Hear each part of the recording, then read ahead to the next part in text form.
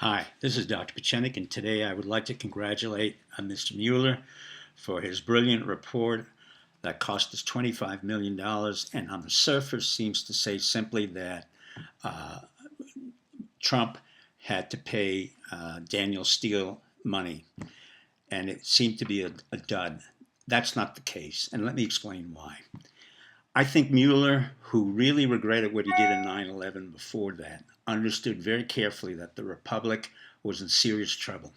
And what he was doing was creating a mechanism by which he entrapped the New York Times, the Washington Post, MSNBC, CNN, Anderson Cooper, Rachel Maddow, and a whole slew of other media personnel, including Hillary Clinton and the New York Times and other major newspapers, in an attempt to take out Trump.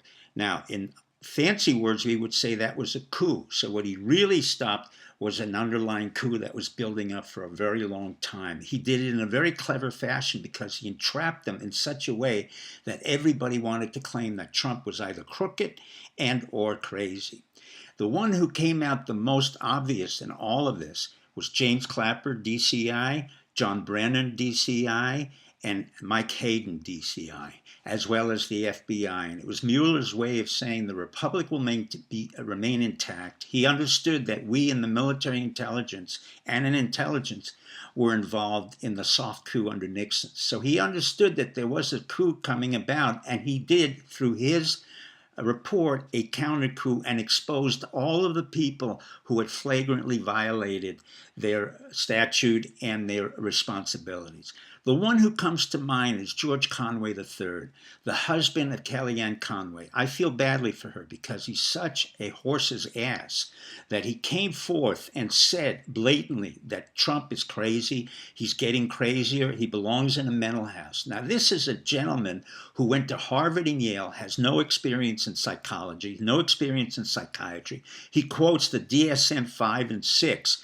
And I'm a board examiner, and I'm saying to myself, how does he have the gall, the absolute gall and audacity to say anything about the president's state of mind when he himself, Mr. Conway, was arrogant, self-aggrandizing, narcissistic, childish, infantile, self-destructive, and inappropriately paranoid. Why?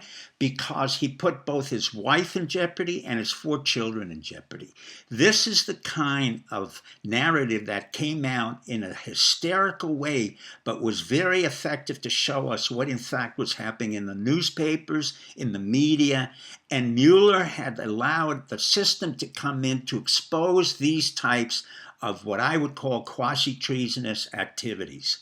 From my point of view, having been involved in coups, this was a very subtle coup, or what we would call a counter coup, against those who wanted to put Trump out of the White House. In fact, what happened as a result of the Mueller report is that I will guarantee you that Trump will come in 2020. He will serve a second term. The Democratic Party will be broken apart.